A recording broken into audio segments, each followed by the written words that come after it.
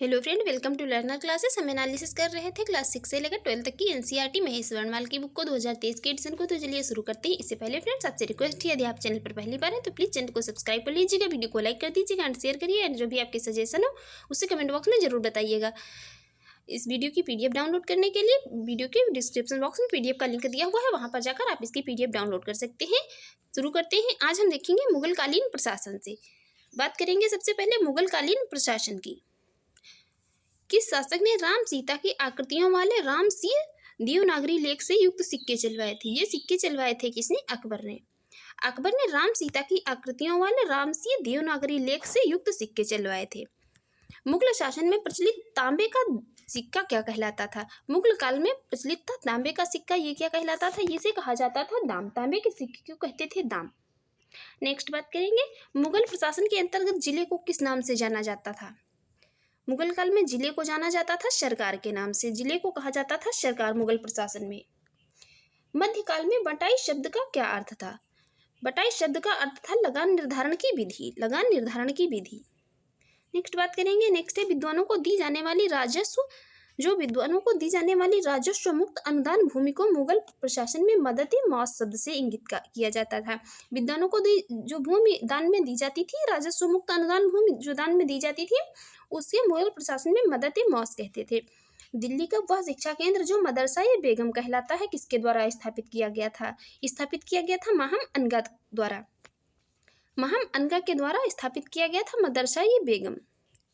मुगलकालीन भारत में राज्य की आय का प्रमुख स्रोत क्या था? प्रमुख स्रोत था भू राजस्व। मुगल काल में आय का प्रमुख स्रोत था, भारत में राज्य की आय का प्रमुख स्रोत था भू राजस्व। किस मुगल सम्राट ने तंबाकू के प्रयोग पर प्रतिबंध लगाया था? तंबाकू के प्रयोग पर प्रतिबंध लगाया था किसने? जहांगीर ने। किस विदेशी यात्री को मुगल सेना में चिकित्सक नियुक्त किया गया था? चिकित्सक नियुक्त किया गया था किसे? निकोलाओ मनुची को। निकोलाओ मनुची को चिकित्सक नियुक्त किया गया था मुगल सेना में। मुगल सेना का प्रधान कौन था? मुगल सेना के प्रधान था मीर बख्शी। मीर बख्शी मुगल सेना का प्रधान होता था। अब बात कर लेते हैं यहाँ किसकी मनसबदारी प्रथा की। इंपॉर्टेंट है मनसबदारी प्रथा। संस्थापक थे अकबर।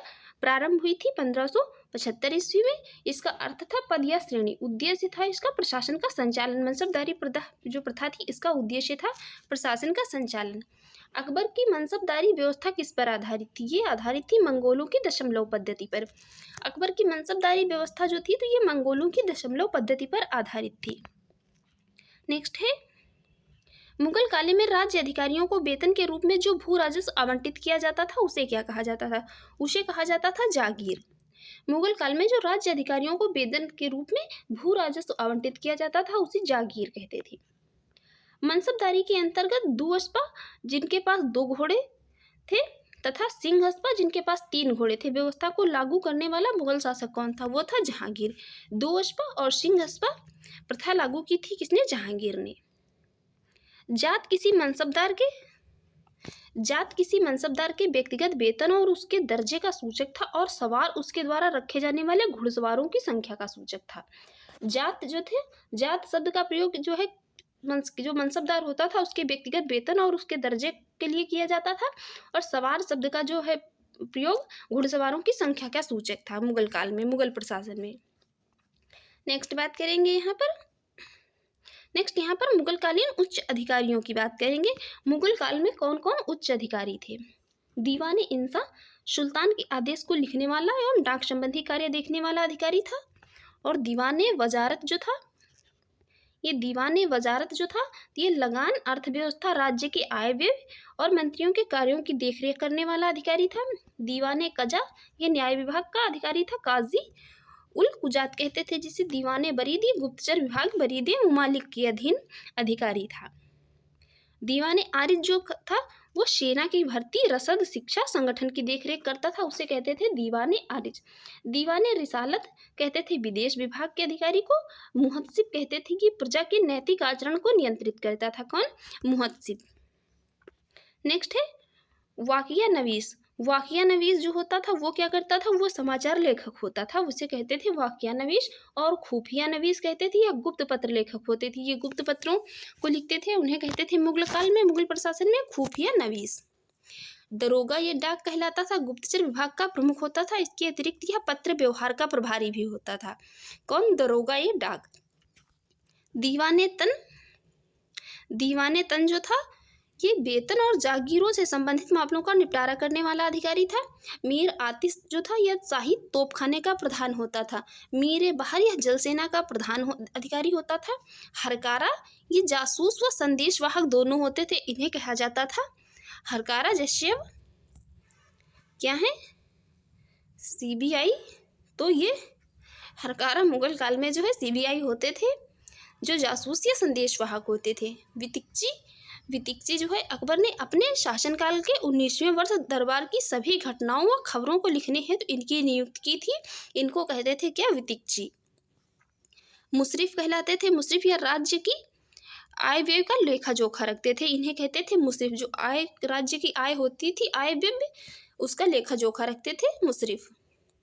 नाजिरे बयूतात कहते थे, यह शाही कारखानों का अधीक्षक होता था, जिसे कहते थे क्या? नाजिरे बयूतात। नेक्स्ट बात करेंगे यहाँ पर। नेक्स्ट है जो मुगल सेना, मुगल विस्तृत सैनिक टुकड़ियों में ईरानी, तुरानी, मुगल, भारतीय, अफगान व मुसलमान क्या होते थे? समान संख्या में बैठते थे ये सभी। अब बात करेंगे यहाँ पर मुगल कालीन स्थापत्य, संगीत, चित्रकला एवं साहित्य की। सबसे पहले बात करेंगे मुगल कालीन स्थापत्य की।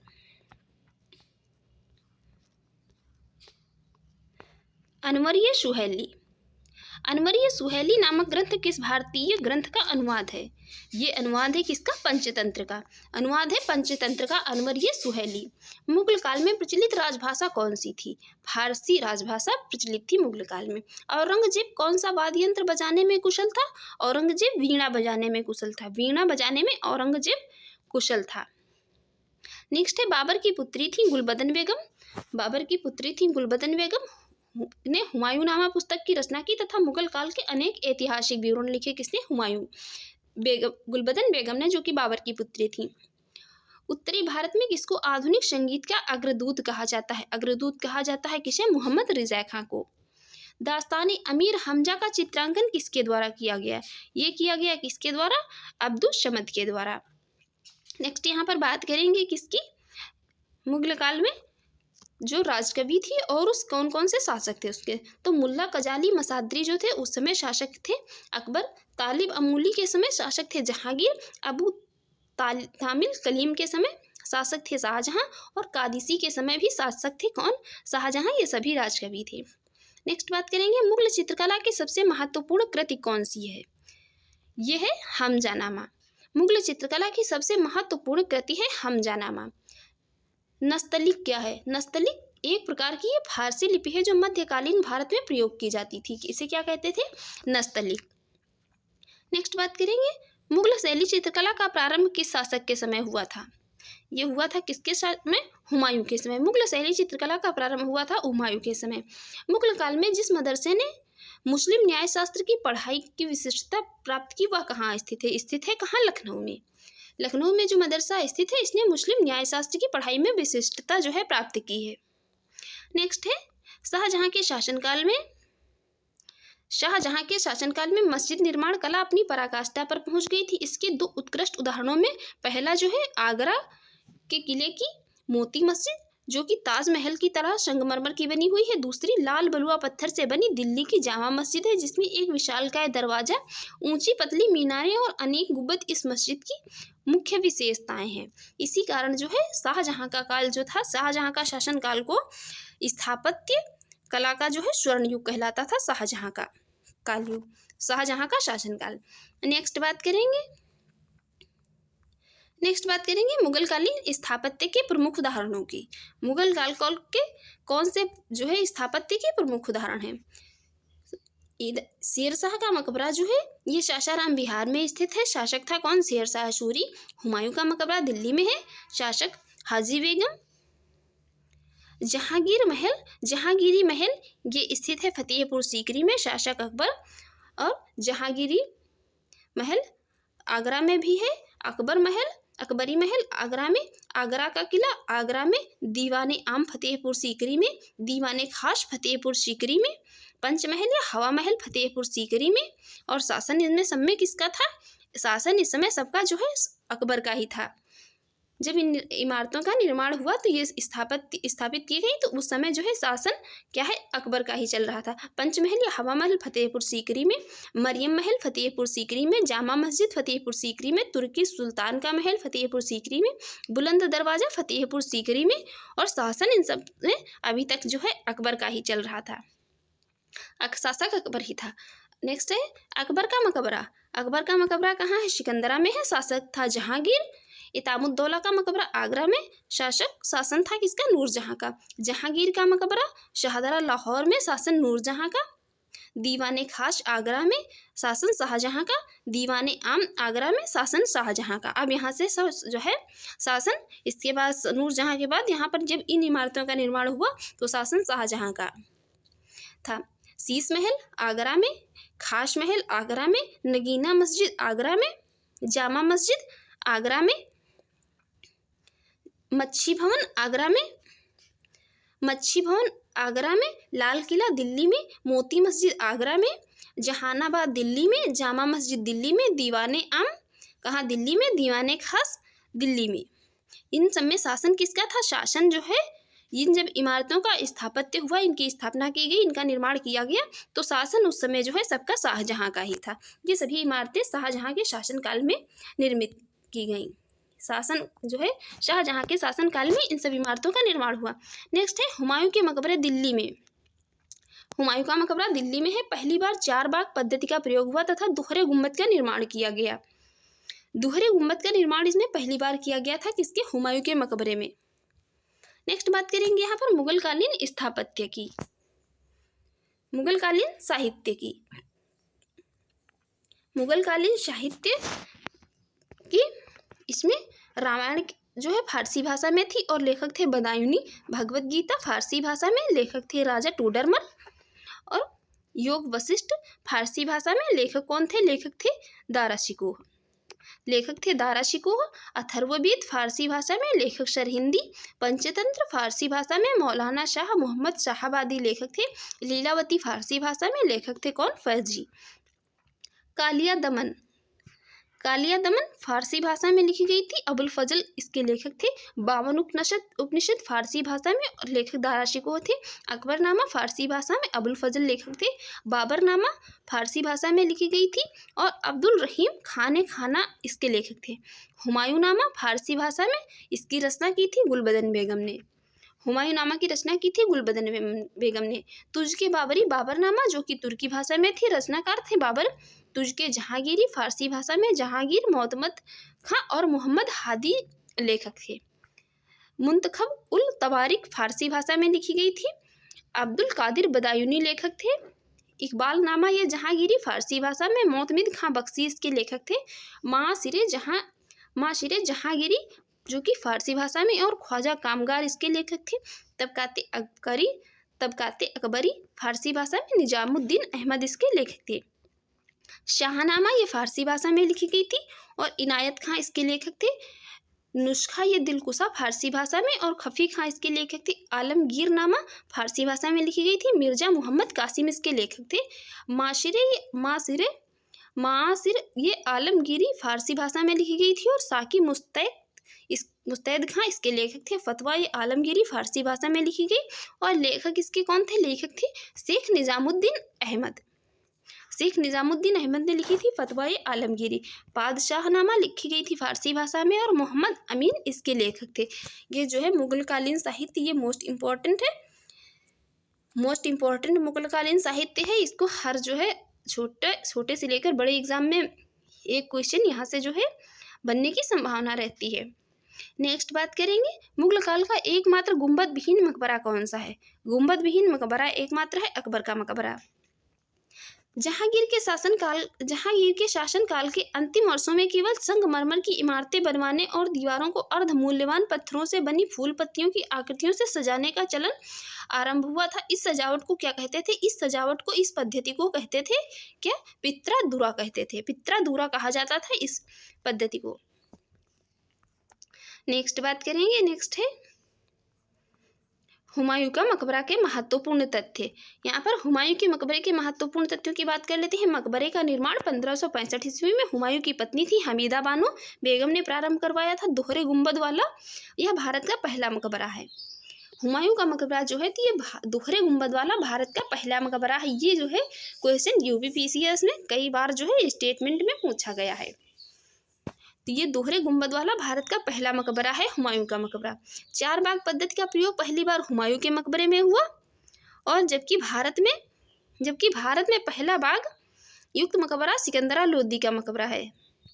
यहाँ पर ये 4 बाग पद्धति जो है इसका प्रयोग पहली बार हुमायूं के मकबरे में हुआ, और जबकि भारत में जो है पहला बाग युक्त मकबरा सिकंदर लोदी का मकबरा था। इस मकबरे को ताजमहल का पूर्वगामी माना जाता है। ताजमहल का पूर्वगामी माना जाता है हुमायूं के मकबरे को। हुमायूं के मकबरे में दफनाए गए मुगल घराने के लोगों में शामिल हैं कौन? हाजी बेगम, हमीदा बानो बेगम, हुमायूं की छोटी बेगम, दारा शिकोह, जहांदर शाह, फारूक सियार, रफीउद्दर जात और आलमगीर द्वितीय प्रमुख। इनमें जो है ये हुमायूं के मकबरे में दफनाए गए मुगल घराने के लोग हैं।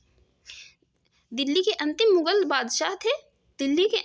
बादशाह थे कौन? बहादुर शाह जफर, और उसके 3 शहजादों को अंग्रेज लेफ्टिनेंट हडसन ने 1857 ईस्वी में हुमायूं के मकबरे से ही गिरफ्तार किया था। नेक्स्ट है जहांगीर के शासनकाल में प्रसिद्ध चित्रकार थे मंसूर को किस उपाधि से सम्मानित किया गया था? नादिर उल उस्र की उपाधि से जहांगीर के शासनकाल के प्रसिद्ध चित्रकार थे मंसूर। प्रसिद्ध संगीतज्ञ तानसेन का मकबरा कहाँ पर स्थित है? ये स्थित है कहाँ? ग्वालियर में। नेक्स्ट है रामचंद्रिका एवं रसिकप्रिया की रचना किसने की थी? रामचंद्रिका एवं रसिकप्रिया की रचना की थी केशवदास ने। केशवदास इसके रचनाकार थे। नेक्स्ट है फतेहपुर सीकरी का निर्माण लगभग 15 वर्षों में हुआ था। इसके महत्वपूर्ण भवन है खास महल, हवा महल, हिरन मीनार, दीवाने आम, दीवाने खास, जोधाबाई का महल, शेख सलीम चिश्ती का मकबरा, पंचमहल, बुलंद दरवाजा, बीरबल का महल इत्यादि जो है फतेहपुर सीकरी में स्थित हैं। नेक्स्ट है मुगल चित्रकारी किसके शासनकाल में अपनी पराकाष्ठा पर थी? मुगल चित्रकारी जो है तो ये जहांगीर के शासनकाल में, मुगल चित्रकारी जहांगीर के शासन में अपनी पराकाष्ठा पर थी। और मुगल चित्रकारी को जो है जहांगीर का शासनकाल था तो उसे चित्रकला का स्वर्ण युग कहा जाता था, और शाहजहां के शासनकाल को स्थापत्य कला का स्वर्ण युग कहा जाता था। मुगल चित्रकला शैली में किन शैलियों का सम्मिश्रण है? भारतीय, ईरानी एवं फारसी शैलियों का सम्मिश्रण है किसमें? मुगल चित्रकला शैली में। नेक्स्ट बात करेंगे। नेक्स्ट है पित्रा तकनीक का प्रयोग किसके मकबरे में हुआ जो ईरानी शैली में निर्मित है? एतामुद्दौला के मकबरे में। पहाड़ी school, Rajput school, Mughal school और कांगड़ा स्कूल चित्रकला की विभिन्न शैलियों को प्रदर्शित करते हैं। पहाड़ी school, Rajput school, Mughal school और कांगड़ा स्कूल ये चित्रकला की विभिन्न शैलियों को जो है प्रदर्शित करते हैं। नेक्स्ट है संस्कृत में अल्योनिषद नामक एक छोटे उपनिषद की रचना किसने करवाई थी? ये करवाई थी किसने? अकबर ने। संस्कृत में अल्योनिषद नामक एक छोटे उपनिषद की रचना अकबर ने करवाई थी। नेक्स्ट बात करेंगे यहाँ पर किसकी? भारतीय शास्त्रीय संगीत का फारसी में सबसे अधिक पुस्तकों की रचना औरंगजेब के शासनकाल में हुई थी। किसके शासनकाल में? औरंगजेब के शासनकाल में। अब बात करेंगे यहाँ पर हम मराठा राज्य संघ की। मराठा सबसे पहले देख लेते हैं यहाँ पर मराठा राजवंश की। तो मराठा राजवंश में जो ये सज्जन सिंह थे ये 5वीं पीढ़ी के थे। मराठा राजवंश में सज्जन सिंह 5वीं पीढ़ी के थे। इनके पुत्र थे कौन? उग्रसेन। उग्रसेन के 2 पुत्र थे। उग्रसेन के कौन? 2 पुत्र थे। कौन कौन? कर्ण सिंह और शुभकर्ण सिंह। इनके वंशज क्या कहलाए? इनके वंशज भोसले कहलाए। और ये जो कर्ण सिंह थे तो ये देवगिरी के यादव लखुजी जाधवराव थे। इनकी कर्ण सिंह और इनकी पुत्री थी कौन? देवगिरी के यादव लाखूजी जाधवराव की पुत्री थी कौन? जीजाबाई। पुत्री थी जीजाबाई। इनके वंशज क्या कहलाए? भोसले। और यहाँ पर इसके शासक हुए कौन? अगले बालाजी भोसले। बालाजी भोसले। इनकी पुत्री थी कौन? जीजाबाई। जीजाबाई का विवाह हुआ किससे? शाहजी भोसले से। इनके शाहजी भोसले के 2 विवाह हुए थे। पहला हुआ जीजाबाई से और दूसरा हुआ किससे? तुकाबाई मोहिते से। ये अगले शासक हुए इनके मालेजी, और इनके बड़े भाई थे कौन? साजी भोसले के बड़े भाई थे कौन? संभाजी बड़े भाई थे इनके। ये तुकाबाई माता थी किसकी? राजाराम की। राजाराम की उनके साजी भोसले के 2 पुत्र थे जो कि कौन? संभाजी और शिवाजी प्रथम। इनकी पत्नी कौन थी? इनकी पत्नी थी ताराबाई। ताराबाई इनकी पत्नी थी और पुत्र इनके थे कौन? शिवाजी द्वितीय। इसके बाद इनके जो पुत्र थे, इनके संभाजी के बाद शक हुए कौन? ये शाहू जी, जो कि इनके शाहू जी के बाद 2 स्वतंत्र शासक हुए। कौन कौन से स्वतंत्र शासक थे? जो कि ये सतारा शाहू जी हुए और उत्तर में और दक्षिण में हुए कौन? कोल्हापुर शिवाजी द्वितीय। इनके पुत्र हुए राजाराम द्वितीय। ये मराठा, यहाँ पर मराठा साम्राज्य, मराठा राजवंश जो है तो कुछ इस प्रकार से था मराठा राजवंश। मराठा राजवंश ये यहाँ पर पूरा जो है मराठा राजवंश को डिस्कस किया हुआ गया है, ये पूरा मराठा राजवंश। नेक्स्ट बात करेंगे, मोडी लिपि का प्रयोग किसके लेखों में किया जाता था? मोडी लिपि का प्रयोग किया जाता था किसके? मराठों के लेखों में। सरजामी प्रथा का संबंध किससे है? मराठा भूराजस्व प्रथा से सरजामी प्रथा का संबंध है। मराठा साम्राज्य में शिवाजी के प्रशासन में मंत्री परिषद को अष्टप्रधान के नाम से जाना जाता था। मराठा साम्राज्य में शिवाजी का जो प्रशासन था तो उस समय मंत्री परिषद को अष्टप्रधान के नाम से जाना जाता था। मंत्री परिषद को कहते थे अष्टप्रधान। शिवाजी ने अपनी राजधानी कहाँ स्थापित की थी? शिवाजी ने अपनी राजधानी स्थापित की थी कहाँ? रायगढ़ में। नेक्स्ट बात करेंगे, तृतीय आंग्ल मराठा युद्ध में पेशवा ने किसके सामने समर्पण किया था? समर्पण किया था जॉन मैल्कम के सामने। किसने? पेशवा ने तृतीय आंग्ल मराठा युद्ध में। पानीपत का तीसरा युद्ध मराठा और अफगान शासक अहमद शाह अब्दाली के मध्य वर्ष 1761 ईस्वी में लड़ा गया, जिसमें मराठों की पराजय हुई थी और अहमद शाह अब्दाली जो है वो विजयी हुआ था। नेक्स्ट है वर्ष 1700 से आगे मुगल साम्राज्य के विरुद्ध संघर्ष का नेतृत्व किस मराठा संरक्षिका ने किया था? उनका नाम था ताराबाई। ताराबाई ने किया था। संभाजी के पश्चात मराठा शासन को किसने सरल और कारगर बनाया था? ये बनाया था किसने? बालाजी विश्वनाथ ने। औरंगजेब की मृत्यु के समय मराठा नेतृत्व किनके हाथों में था? ताराबाई के हाथों में। औरंगजेब की मृत्यु हुई थी उस समय मराठा नेतृत्व ताराबाई के हाथों में था।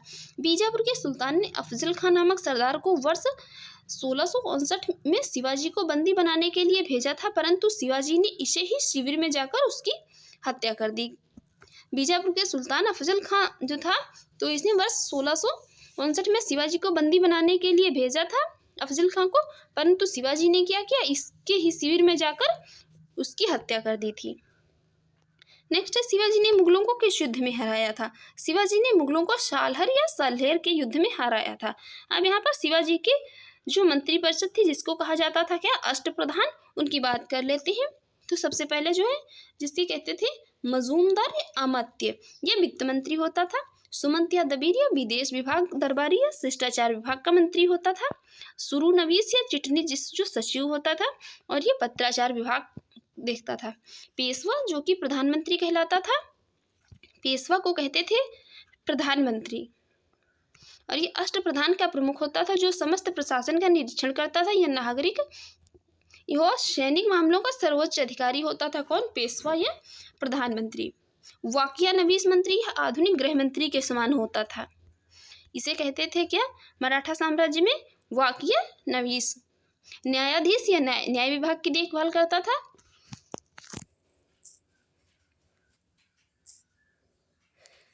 न्यायाधीश न्याय विभाग देखता था। और सेनापति या सर-ए-नौबत सेना का प्रधान होता था। सर-ए-नौबत जो सेना का प्रधान होता था उसे सेनापति या सर-ए-नौबत कहते थे। पंडित राव धर्म या दान विभाग का अधिकारी होता था। नेक्स्ट बात करेंगे यहाँ पर, शिवाजी के अधीन अष्टप्रधान के सभी पद ना तो स्थायी थे और ना ही वंशानुगत थे, बल्कि ये राजा की इच्छा पर जो है थे। शिवाजी के जो अधीन अष्टप्रधान के जो पद थे तो ये स्थायी नहीं थे और वंशागत भी नहीं थे, कि राजा की इच्छा पर निर्भर थे कि राजा किसको इसमें नियुक्त करना चाहेगा। अब यहाँ पर कुछ विविध क्वेश्चन दिए हुए हैं टॉपिक, जिसमें बात कर लेते हैं इसकी। देखते हैं, मयूर सिंहासन पर बैठने वाला अंतिम मुगल बादशाह कौन था? वो कौन था? मोहम्मद शाह रंगीला। मोहम्मद शाह रंगीला को हम कभी नेक्स्ट वीडियो में किसी में डिस्कस करेंगे। इसी से नादिर शाह जो है मयूर सिंहासन छीन कर ले गया था, क्योंकि ये जो है मोहम्मद शाह, इनका रंगीला नाम इसीलिए पड़ा था क्योंकि ये जो है अपने नाच गाने में व्यस्त रहते थे। नेक्स्ट है, अंग्रेजों को बंगाल में शुल्क मुक्त व्यापार की सुविधा किस मुगल सम्राट ने प्रदान की थी? ये प्रदान की थी किसने? फारूक शियार ने। फारूक शियार ने। कश्मीर के शासक थे। कश्मीर के शासक जैन उल आबदीन ने सर्वप्रथम जजिया कर समाप्त किया। इसे कश्मीर अकबर भी कहा जाता है। कश्मीर अकबर, ये क्वेश्चन पूछा जाता है, कश्मीर अकबर किसे कहा जाता है? तो ये किसे कहा जाता है? जैन अल आबदीन को। किस स्थान को भारत का सिराज कहा जाता है? भारत का सिराज कहा जाता है जौनपुर को। जौनपुर भारत का सिराज कहलाता है। सिरे अकबर महान रहस्य की रचना किसने की थी? इसकी रचना की थी किसने? दारा शिकोह ने। हैदराबाद के स्वतंत्र राज्य का संस्थापक कौन था? इसका संस्थापक था चिनकिलीज खां। नादिर शाह के आक्रमण के समय मुगल शासक कौन था? मुगल शासक था कौन? मोहम्मद शाह। मोहम्मद शाह रंगीला से ही जो है ये नादिर शाह क्या था? नादिर शाह कोहिनूर हीरा और मयूर सिंहासन जो है छीन कर ले गया था। मोहम्मद शाह के शासनकाल में हिजड़ों तथा महिलाओं के एक वर्ग का राजकाज में सर्वाधिक प्रभुत्व था। यही मुख्य कारण था कि जो है इनसे ये नादिर शाह जो है कोहिनूर हीरा और मयूर सिंहासन छीन कर ले गया था। ये एक जो है अयोग्य शासक था। कौन? मोहम्मद शाह रंगीला। बहमनी राज्य की स्थापना किसने की थी? हसन गंगू ने 1347 ईस्वी में। मुगल काल में किस बंदरगाह को बाब अल मक्का द्वार कहा जाता था? किसे कहा जाता था? सूरत बंदरगाह को। सूरत बंदरगाह को मुगल काल में बाब अल मक्का या मक्का द्वार कहा जाता था। हितोपदेश का फारसी अनुवाद किसने किया था? हितोपदेश का फारसी अनुवाद किया था किसने? ताजुल माली ने। जयसिंह द्वितीय ने दिल्ली में खगोलीय वेधशाला का निर्माण करवाया, जिसे वर्तमान में जंतर मंतर कहा जाता है। जयसिंह द्वितीय ने दिल्ली में एक खगोलीय वेधशाला का निर्माण करवाया, जिसे वर्तमान में क्या है? जंतर मंतर कहा जाता है। विश्व का सबसे बड़ा गुंबद कौन सा है? गोल गुंबद बीजापुर का, जो अभी विश्व का सबसे बड़ा गुंबद बना हुआ है, गोल गुंबद बीजापुर का। मुस्लिम शासकों ने किसी उसकी प्रजा जगत गुरु कहकर पुकारती थी। मुस्लिम शासकों में किस जो है इब्राहिम शाह द्वितीय को जो है उसकी प्रजा क्या है? जगत गुरु कहकर पुकारती थी। आप लोग जो है कमेंट बॉक्स में बताइए। आदिवासियों में जो है ये अन्य जन आंदोलन जो है मॉडर्न हिस्ट्री में, उसमें टॉपिक दिया हुआ है। तो जगत गुरु उसमें किसको कहते थे? किस आदिवासी को उसमें जगत गुरु कहते थे? अंतिम मुगल शासक बादशाह बहादुर शाह जफर द्वितीय के पिता का क्या नाम था? द्वितीय का पिता का नाम था क्या? अकबर शाह द्वितीय। मुगल बादशाह अंतिम मुगल बादशाह थे बहादुर शाह जफर द्वितीय, जिनके पिता का नाम क्या था? अकबर द्वितीय। अकबर द्वितीय के पुत्र थे बहादुर शाह जफर द्वितीय। वजीर जो था गाजुद्दीन ने दिल्ली में मुगल बादशाह शाह आलम द्वितीय को प्रवेश नहीं करने दिया था। नेक्स्ट बात करेंगे। नेक्स्ट यहाँ पर मुगलों ने नौरोज का त्योहार किससे ग्रहण किया था? मुगलों ने नौरोज का त्योहार ग्रहण किया था किससे? पारसियों से। प्रत्येक वर्ष कृषि की जाने वाली उपजाऊ भूमि को क्या कहा जाता था? उपजाऊ भूमि को क्या कहा जाता था? यहाँ पर थोड़ा कट गया है, इसे पोलज कहा जाता था। प्रत्येक वर्ष कृषि की जाने वाली उपजाऊ भूमि को क्या कहते थे? इसे कहते थे पोलज भूमि। नेक्स्ट है सिख संप्रदाय के यहाँ पर 10 गुरुओं की बात कर लेते हैं। सिख संप्रदाय के 10 गुरु कौन कौन से थे? सबसे पहले गुरु थे गुरु नानक, जिनका काल रहा था शासनकाल जो है 1469 ईस्वी से लेकर 1539 तक, और सिख धर्म के संस्थापक थे ये गुरु नानक। नेक्स्ट थे अंगद सिंह, जो कि 1539 से लेकर और 1552 तक रहे थे, गुरुमुखी लिपि के जनक थे ये। अमरदास, जो कि 1552 से लेकर 1574 ईस्वी तक रहे और सिख धर्म के प्रसार हुए तो 22 गद्दियों की स्थापना की। विवाह पद्धति लवन का प्रचलन इन्होंने अमरदास ने ही किया था। नेक्स्ट थे कौन? नेक्स्ट थे रामदास, जो कि 1574 ईस्वी से लेकर 1581 तक थे और अमृतसर की स्थापना की थी किसने? रामदास ने। अर्जुन सिंह जो कि 1581 से 1606 तक रहे। गुरु ग्रंथ साहिब का संकलन व अमृतसर में हरमिंदर साहिब स्वर्ण मंदिर जिसे कहा जाता है का निर्माण कराया था। इन्हें जहांगीर ने फांसी दे दी थी। ये क्वेश्चन बहुत पूछा जाता है। जहांगीर ने किस जो है सिख गुरु को फांसी दे दी थी, तो वो सिख गुरु थे कौन? अर्जुन सिंह, जिनको फांसी दे दी थी किसने? जहांगीर ने। नेक्स्ट है कौन? हरगोबिंद सिंह। हरगोबिंद सिंह 1606 से लेकर 1645 तक रहे थे और अकाल तख्त की स्थापना तथा सिखों को योग योद्धा जाति में प्रशिक्षित किया था। किसने? हरगोबिंद सिंह ने। हर राय 1645 से लेकर 1661 तक रहे थे और मुगलों के उत्तराधिकार युद्ध में भाग लिया व अपने पुत्र राम राय को मुगल दरबार में भेजा था। नेक्स्ट है हरकिशन। नेक्स्ट थे 8वें नंबर के हरकिशन, जो कि 1661 से लेकर 1664 तक रहे थे और अल्पवयस्क अवस्था में इनकी मृत्यु हो गई थी।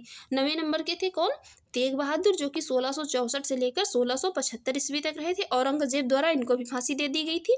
ये क्वेश्चन भी बहुत पूछा जाता है। तो ये तेग बहादुर थे जिनको औरंगजेब द्वारा फांसी दी गई थी। 10वें नंबर के थे गुरु इनके 10वें नंबर के थे गुरु गोविंद सिंह, जो कि 1675 से लेकर 1708 ईस्वी तक रहे थे और ये सिखों के 10वें एवं अंतिम गुरु थे। ये सिखों के 10वें एवं अंतिम गुरु थे। इनका जन्म पटना में 1666 ईस्वी में हुआ था। इन्होंने खालसा पंथ की स्थापना की थी और सिखों के लिए जो है इन्होंने 5 ककार केस, कंघा, कृपाण, कच्छा एवं कड़ा जो है अनिवार्य किए। गुरुपद की समाप्ति की तथा गुरु ग्रंथ साहिब को ही गुरु घोषित किया था इन्होंने, जो कि आखिरी गुरु थे, अंतिम गुरु थे सिखों के 10वें गुरु गोविंद सिंह। नेक्स्ट बात करेंगे यहाँ पर सिखों के चौथे गुरु संत रामदास ने अकबर द्वारा दी गई 500 बीघा जमीन पर अमृतसर नगर की स्थापना की थी। अमृतसर नगर जो है ये अकबर द्वारा भूमि दी गई थी। गुरु रामदास को 500 बीघा उसी पर स्थापित किया गया था। फ्रेंड्स, आपको ये हमारी वीडियो अच्छी लगी हो और आपकी एग्जाम के लिए यूज़फुल रही हो तो आप हमारे यूट्यूब चैनल को सब्सक्राइब कर लीजिएगा, वीडियो को लाइक कर दीजिएगा एंड शेयर करिए एंड जो भी आपके सजेशन हो उसे कमेंट बॉक्स में ज़रूर बताइएगा। वीडियो की जो है PDF के लिए वीडियो के डिस्क्रिप्शन बॉक्स में PDF का लिंक दिया हुआ है, वहाँ पर जाकर आप इसकी PDF डाउनलोड कर सकते हैं। Thanks for watching.